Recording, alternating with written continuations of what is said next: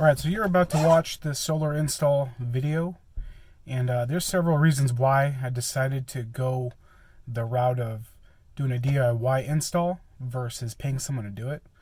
And I did get a quote about a year ago from Sunrun to have this done, and they went through their whole presentation.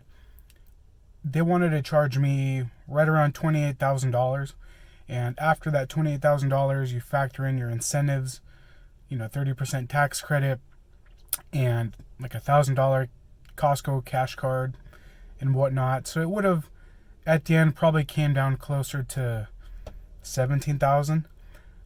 And the loan that they offered assumed that I gave them the tax credit, and my payment would be something like $140 a month. I'll put that slide up next, but $140 a month for 20 years, assuming I gave them my $8,000 or $9,000 tax credit. And on top of that, if I decided to keep that money, my payment would go up to $200 a month for 20 years. Now, our PG&E bill wasn't that crazy, and I still decided to move forward with this install. But after receiving a bill for $130 from PG&E, I said, this isn't worth it. It's actually more beneficial for me to do it myself. I really don't know what I'm doing, but I have the resources to get this done. I have a few coworkers that went through wholesale solar and did their own install. And, with their help, they kind of reassured me that this is definitely something that just about anyone could do. Now, the install is on a comp roof. As far as the tower roof goes, I have not done that. So, again, one other thing I don't know. Maybe I may make a future video on that. But, yeah, here's the video on the solar install for a comp roof. It's a 6.5 kilowatt system. And I'll go through every step of the process, and I'll show you all my mistakes. Because in reality, this could have taken me 3 days, but it took me like a month. But, yeah, I'll show you the whole video. There you go. So the loan I ended up choosing is a home loan investment bank loan. It's a 10-year home improvement loan that acts as a second mortgage. The amount was for $11,000, and that came out to $130 a month for 10 years, with no need to forfeit my tax credit. All right, what about the steps to get solar done? All right, well, your first step is going to be to figure out your need. And that may require going to your energy provider website and seeing what your average annual consumption is. And then you talk to whoever you're going to buy your panels from and see if they can build you a system to accommodate for that. And with me, I had my consultation with a professional installer. They gave me what they thought I was going to need, which was a 6.5 kilowatt system. And so when I went shopping, that's what I asked for. In retrospect, I probably would have gotten a bigger system because, as I know now, especially with our permitting system, if your system is under 10 kilowatts, they really streamline the whole thing. I don't even think they look at the permit, to be honest. But I could have gone up to 10 kilowatts and just been overproducing. And I mean, I don't know if I actually would have been overproducing, because we do have an electric car with a 90 kilowatt hour battery, and that actually uses a lot more power than I thought. So we'll see what my true up is at the end of the year. But anyhow, first step of the process is figure out the size of system that you need. Second is either you or have permitting service do your permits for you. So that takes into account the construction of your home, dimensions, and the permitting service will give you a layout of where these panels are going to go, and they factor in everything from make, model, size. So they'll give you a pretty good SketchUp of what it's going to look like. So you take that information, you submit it to your permit department, and once that gets approved, you can order your system and begin the install. One other thing, especially with PG&E, that I had to do was you had to submit a authorized agreement of some sort to enter in their net energy metering program. It was just two steps. One was just a form that you sign, and the second part of the process was once your system is installed and your permit is signed off, you contact PG&E, let them know, hey, this is signed off, here's my building permit number, uh, and you either give them proof or give them a way to look up that permit was signed off. So you do need to pull a permit if you want to be tied to the grid, or else it's not going to work. And I don't think PG&E will be very happy. But so those are the two things you need to do with PG&E, and then you have your install. And then I think lastly, I think you got to do is keep all your receipts and records of everything, because you know, especially before the year's over, 2019, you do get a 30% tax credit on the cost of the install. So it's up to you how you want to play that. But yeah, I mean, it's a pretty simple process. The install just took a while because we were learning as we go. Alright, you guys, this is the initial quote I got from Wholesale Solar. In this quote, you can see that there's panels, footings, racking, everything minus conduit and some wiring for the panel. But everything's included on here with free shipping. This is the diagram given to me by the permit or solar permit company. This is what I was supposed to follow, but I kind of made some changes. But you can see on the left there's lots of information relating to my specific project. But this is all stuff that got turned into the permit department. This next page is the wiring diagram. This shows you what wires are going where, what size wires I needed from the panels to the inverter, from the inverter to the panel. And this makes it kind of easy to know what to shop for. And you know, if you don't know how to read it, you learn real quick. Here's actually a good resource from Iron Ridge. This website allows you to put in the information from your house, and it'll tell you exactly how many feet of what you need, just depending on how many panels you want to put up. This is a great resource if you're trying to figure out if you have enough rails to mount your system. And through Iron Ridge, you can also change the configuration. This is what I had to change my configuration to in order to make it fit. That's partially because the plans I got from the permit company just used Google Maps, and once I got up on the roof, I needed a more accurate drawing, so I went ahead and made my own. Alright, here's what the delivery process looks like. So you're given a delivery date, and a freight truck comes and parks in front of your house, and a very nice gentleman gets out and takes out your entire system. You kind of need to make some space for it in your garage, and he needs to have access to store this stuff. As you can see, I just put mine in the garage, and then those are all the panels, and then here's all the other accessories that go with it, you know, the footings and so wiring and the inverter, and here's the rails as well. Those are the longest part.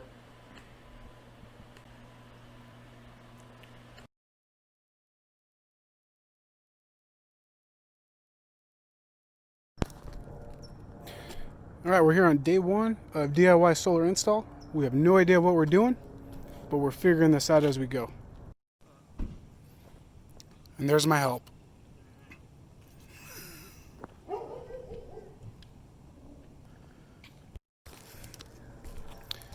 So what we start off doing is marking off where all the rafters are.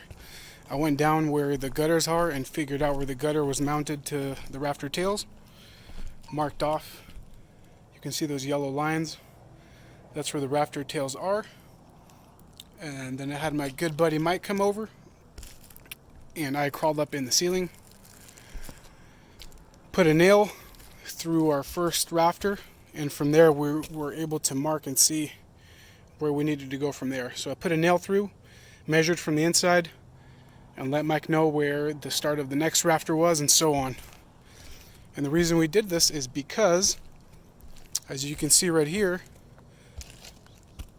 not all rafters are 24 inches apart. These were, what, 14 and 15 inches? Something like that. So, had I not gone inside the attic, we would have kind of just been guessing, and we would have just butchered this part right here, because a stud finder up here doesn't work through all the layers of roofing material and whatnot, so we had to do this pretty old school way. So our next step is going to be using a chalk line and marking where all these rafters are, because we will be putting 2 rows of solar panels. Alright, so we just got done marking where all the rafters are. As you can see here, we have a combination of chalk lines and chalk markers spanning the entire length of this rooftop. So now we'll know where to put our footings. You can see here where I marked off a 3-foot mark from the peak of that rooftop. That's going to be our code clearance, 3 feet right there. Also marked off right here, 3 feet from the edge of that roof line. But yeah, now we'll go ahead and start putting the footings in. So here's our first problem that we need to work out.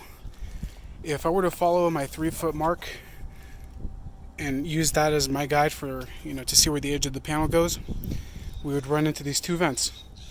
So we're going to have to bump it down the length of 2 shingles, and then from there measure to see how far our footings need to be, so that we can still have a straight row of panels and not have to worry about these 2 vents. Alright, our first footing's in, and then we realized we really fucked up royally here. So here, where did we fuck up? We had the line where my nail came through, and then instead of measuring north, we went south. So all these lines on the right mean nothing, and we had to re-chalk again for the 3rd or 4th time to find the actual stud. But now this is the true line right here, and sorry, this one right there. We should be good. We'll see. Although we were trying to be proactive by having lines on the roof, it wasn't really helpful because some of these 2x4s were bowed. So as you can see in this picture, this one kind of curves towards the tail end. Alright, so per the plans, it called for 11 flash footings, and here they are. Here's our first row. We're going to put in another one. That'll be the top layer of panels. And what we found is that our lines are pretty useless. No. And we did have to just do a lot of pilot holes with caulking to find the best fit.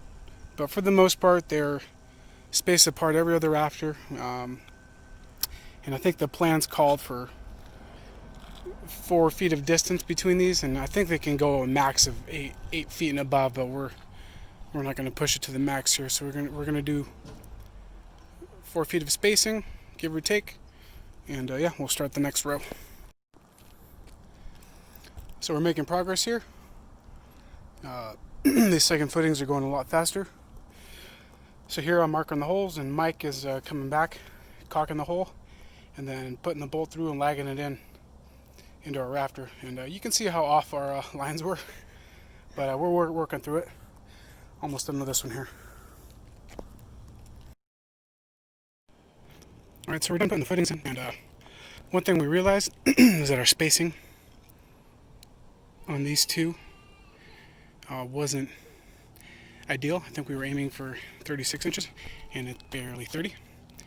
Not really going to be an issue because we're still going to be, I think, within the holes, mounting holes on the panels, so it should be pretty irrelevant. But just to be sure, we spread these out on the bottom a little bit, spread these footings out, so hopefully it lets us capture more of the panels. But I don't know, we're going to roll with it. And there really wasn't anything on the permit or plans regarding that other than stay within the mounting holes. But the mounting holes are irrelevant because we're using a track system that pretty much uses washers to hold it down. So hopefully you'll see that in the next videos, and yep. Before we went any further, I wanted to make sure that all the lag bolts captured the 2x4 rafters. So I went in the attic, and sure enough, there were about 2 or 3 lag bolts that kind of grazed the 2x4s and looked like caught it now before we moved on.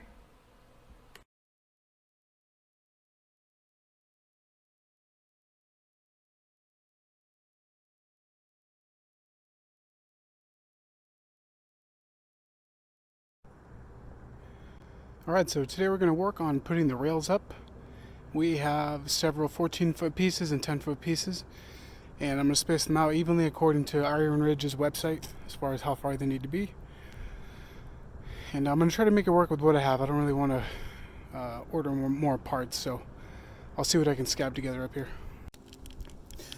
Here's how the rails are going to go together.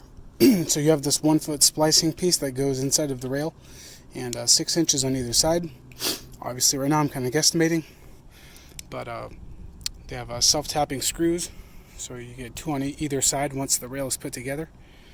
And according to the Wholesale Solar video, this rail can either go this way or you can flip it over that way.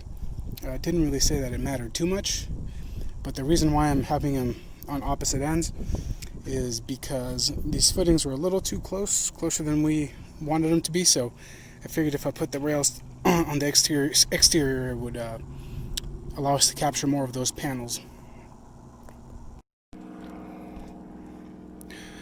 Alright, we got the rails up.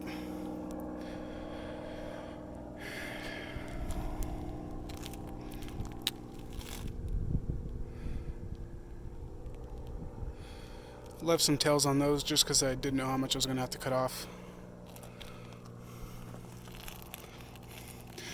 So the top rail is going to hold 13 panels, or the top set of rails. The bottom will hold 7 panels, and I wanted to make them line up as neatly as possible, so that's why I left those tails. I'm going to line up the panels, top and bottom, and then I'll cut off the remaining tail. So the next step is to insert the optimizers and wire those in, and they're going to be wired in 2 sets of 10 in series. So I'll probably do these 7 down here and do 3 up there, and then do the remaining 10 together over there. And as far as bonding goes, I bought a number 6 bonding wire, and since everything here is bonded, as far as the rails and all the hardware goes, I'll just need to bond this rail to one of those rails and run that over with the rest of the electrical, so I'll have that in here for the next video.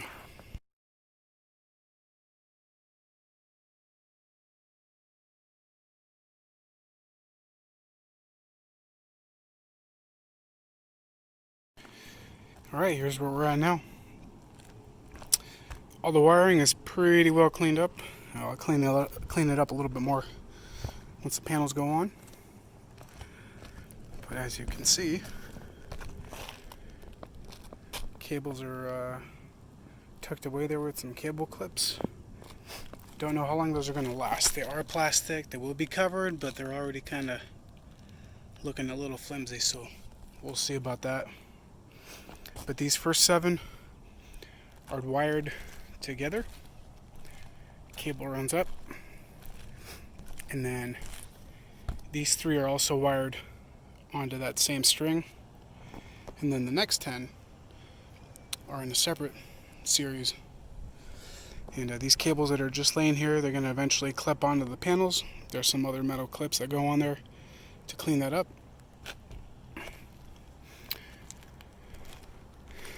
Here's that ground. Try to clean it up as best as possible, but we'll see. We'll see what happens tomorrow. And kind of got a clusterfuck here of cables.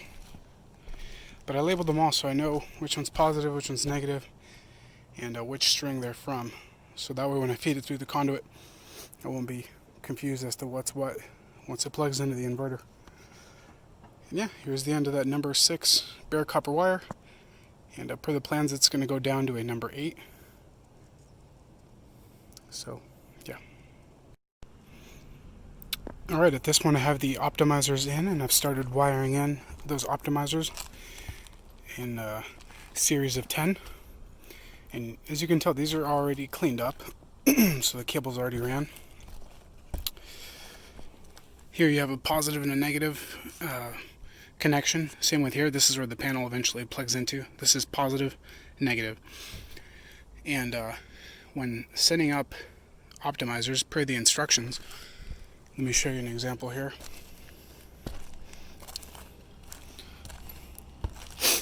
This one right here is going to be the beginning of a new series of 10 panels. Okay, so we take the negative cable and plug it in to the next optimizer right there. Okay, so that leaves Mr. Positive here out. Okay, we'll run another cable for that later. But from here, you're pretty much kind of just daisy chaining them all the way down. And here's my attempt to clean them up. I was kind of debating whether to put the clips on the outside. I don't really know. So I'm going to roll with this, and the risk I'm taking is once I put the panels on, and if I did something wrong, I'm going to have to pull the whole panel up in order to fix wiring. So I'm pretty confident I did it right, but I guess we'll find out. And here is my ground. That is a number 6 bare copper wire, and it goes from this top rail to that top rail, and that's going to eventually run all the way back to the panel, eventually going down to a number 8 bare wire. I think it's bare, I don't know. And the reason why it's not jumping all the way across to this other rail is because the panel itself will serve as a ground onto this rail. So you only need to connect both sets of rails via one connection. So that's that right there. Left a little bit of slack in case I need to move some stuff around, because the panels are 39 and change wide, so I'm hoping I spaced out all the optimizers correctly, but we'll find out tomorrow when the panels go up. And yeah, I'll spend the rest of the day cleaning up the wiring here. Alright, so here you can see that I cleaned up all the optimizers. It's really crucial that none of the wiring is touching the roof, because that'll cause you to fail a permit inspection. And then you got to keep track of where your optimizers are. This helps you later on when you hook everything up to the online website.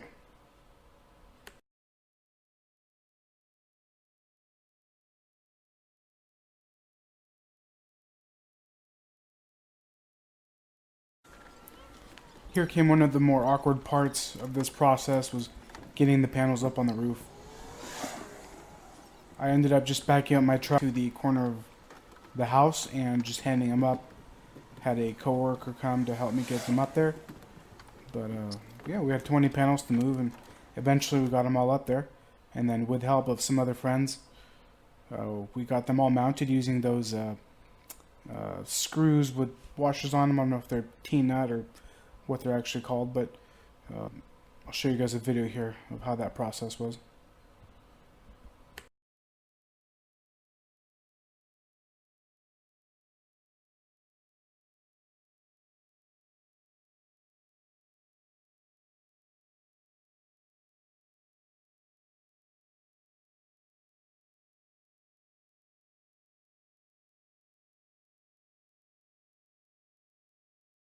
There's a junction box that's going to go somewhere along here, and we're going to run 3/4 inch EMT conduit above the ridge here and all the way down, and we're gonna punch through at the end down there where the inverter is.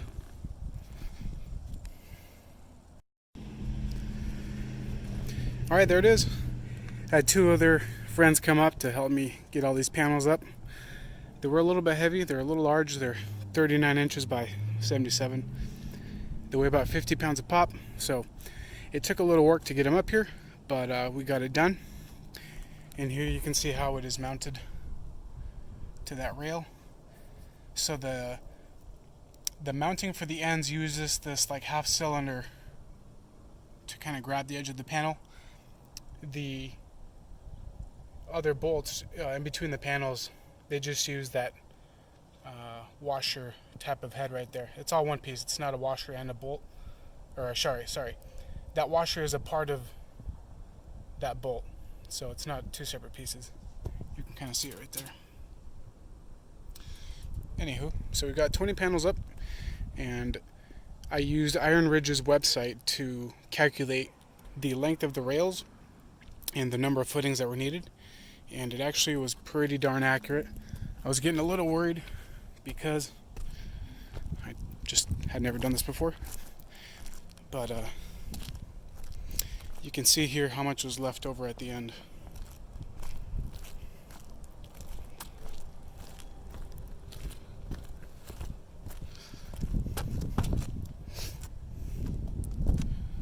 So here's how much was left over there. I'll cut that off later. And there's a ton over there because I have not cut those yet. But so far we're good. So now here comes the moment of truth where I test the voltage on these things.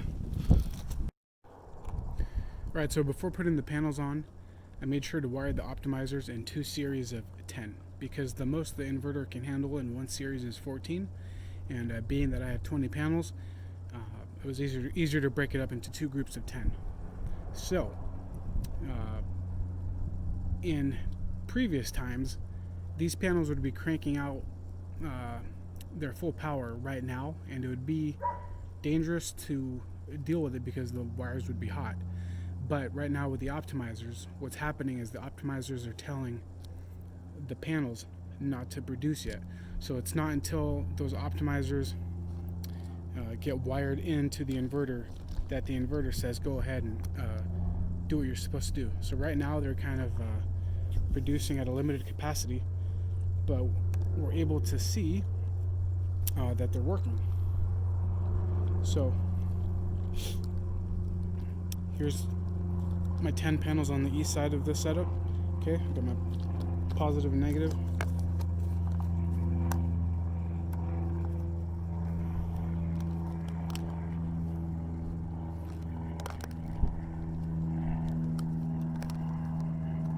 Okay. And the power coming off of these panels is going to be DC, so you can see that is set to DC right there.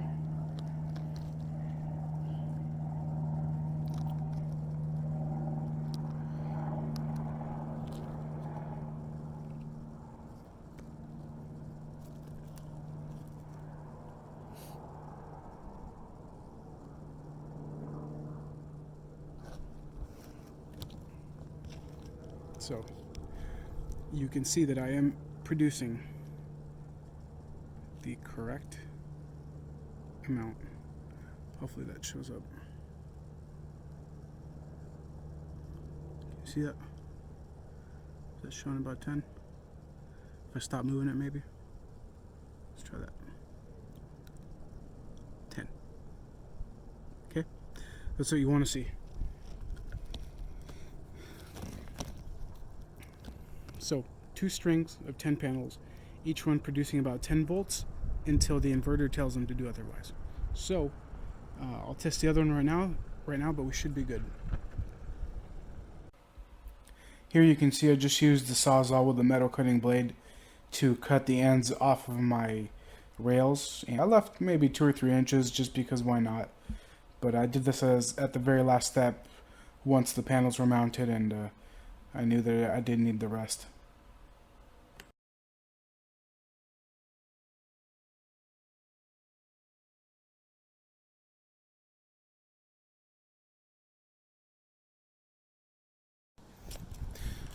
Alright, today we ran the conduit for the solar panels.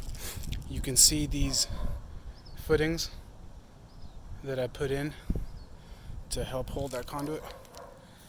And I think the code calls for every 10 feet. I think we ended up every 7 feet right here. But we didn't quite get to finish, but we did have a problem down here. Here, see where we put this junction box? So what happened is the solar panel is not resting on that box, so we're going to have to move that box. A little oopsie on my part there, but we can fix it. But yeah, here's that footing. Bends over.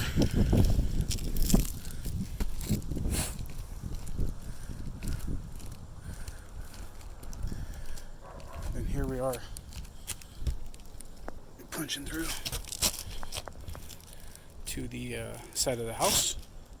This is supposed to be a non-caulked piece of flashing, but as you can see, there is a gap there, so I'm going to have to caulk this at some point.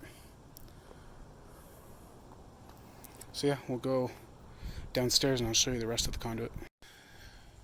Alright, now we're down below. You can see where we punched through. Those footings that hold the conduit are attached to the rafter, and I offset it just a little bit so we could punch through on this side of the rafter. And then I actually had an electrician come out to do this. So you can see where we're coming in on the side here. Obviously no wires ran just yet. Then we're going through this 4x4 here just to make it look cleaner. I've seen other ones where they run up and down, but this is just easier. There's that.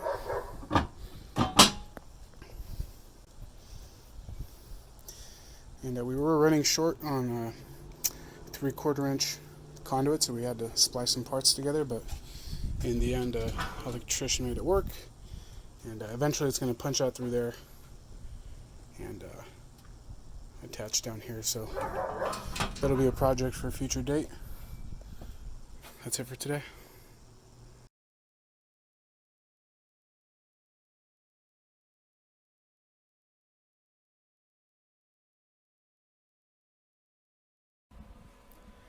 As I mentioned earlier, the junction box was a little bit too far to the right, so I had to unscrew the snapping screws and move it about 2 inches to the left, but it wasn't a huge deal.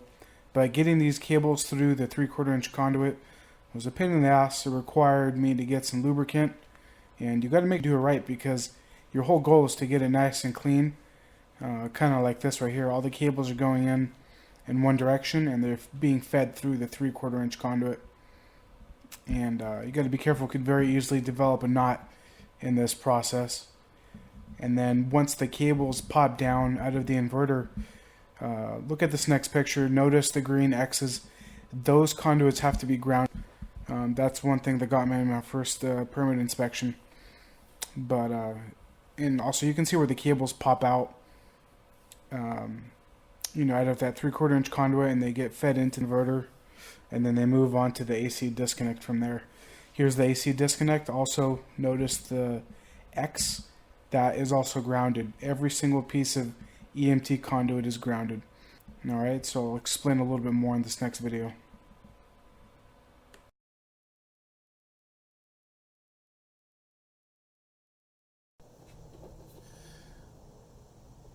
So those are the lines going in the inverter. Then from the inverter to the panel, you have your 2 hots and 1 neutral, and you have your ground traveling this way too, so you're back to 4 cables. Comes all the way across. Those 2 hot come out and go to this shutoff, and then you have another neutral bus bar there. And again, I'm grounding this conduit now. This one's already grounded over by the inverter. So this one is grounded here. These 2 go in here. This is off right now. And then these 2 wires travel over to the panel along with an additional line from this bus bar. Okay, like I was saying, hots go into the disconnect, come back out, go down. And they sell these sticker packs, and on the sticker packs it kind of tells you where they go generally. Some of them are kind of common sense, like this one, but some are pretty vague. Like for example, it said to have this one here that says power source, output connection, do not relocate this overcurrent device. Well, it said to put this on this lid, but that doesn't really make sense because my electrician put this one on there. It says the exact same thing, and it actually goes to the breaker that's assigned to the solar panel. So I did what it said, and the inspector didn't say anything about it. Anyhow, one more thing I wanted to cover is the grounding for this conduit. See, I put in a grounding bushing there with my grounding wire going to that bar, and then the wire from this bar travels through the conduit, comes out here and goes to that um, bus bar there, and the neutral wire also travels to there as well.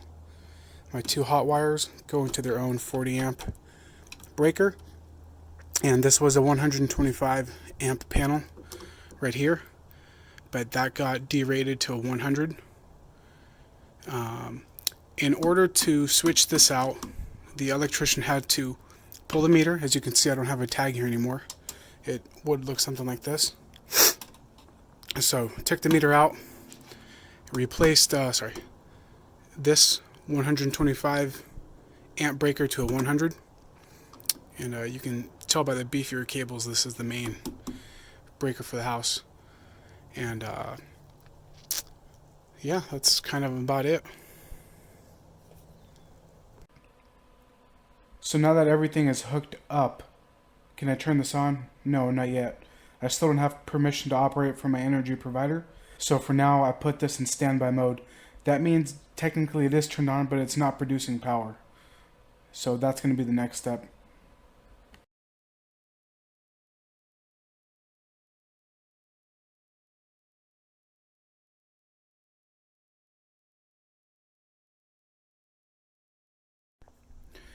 Alright, so it took about 5 days, but I got a PTO from PG&E, which is actually pretty good considering I have friends who took weeks, if not months, to get that approval.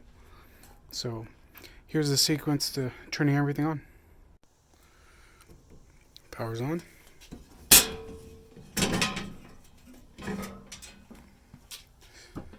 Power's on there.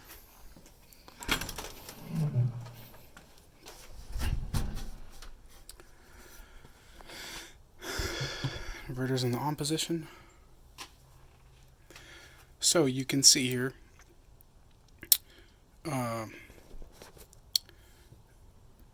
20 of 20 optimizers are detected.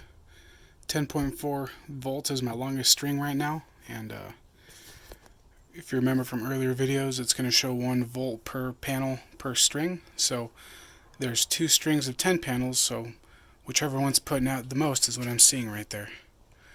So the problem now is I have standby mode on, which I need off.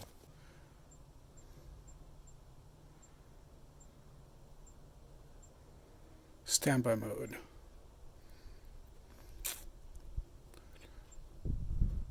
Disable. Okay. Boom.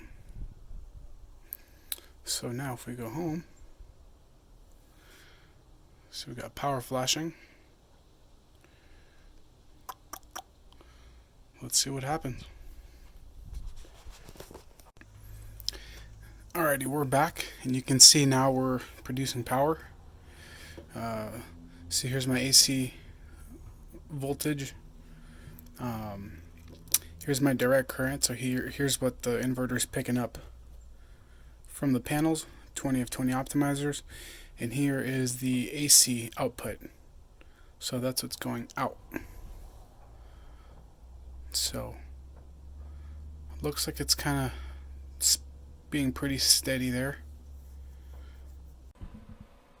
Alright, so here's an example of my first PG&E bill. The way this works is I get one annual bill, and PG&E tracks how many kilowatts I use versus how many I put it back on the grid. Here's my use from November of 2018. You can see I used 998 kilowatt hours and 26 therms of gas. So my bill was $223, which is on the higher end for a typical year for me. But that includes charging an electric car. And here it is as of November of 2019. You can see my energy use was almost cut in half. Gas use was about the same. The furnace is gas, so that doesn't change. But the total bill would have been $96, so that cut the bill by more than half. But remember, I get a true-up bill, so I only get billed for energy once a year. So my balance for my energy was 0, and all I had to pay was the $61. And throughout the year, we'll see what my estimated solar true-up is. I'm sure that'll fluctuate as I produce more power in the summer.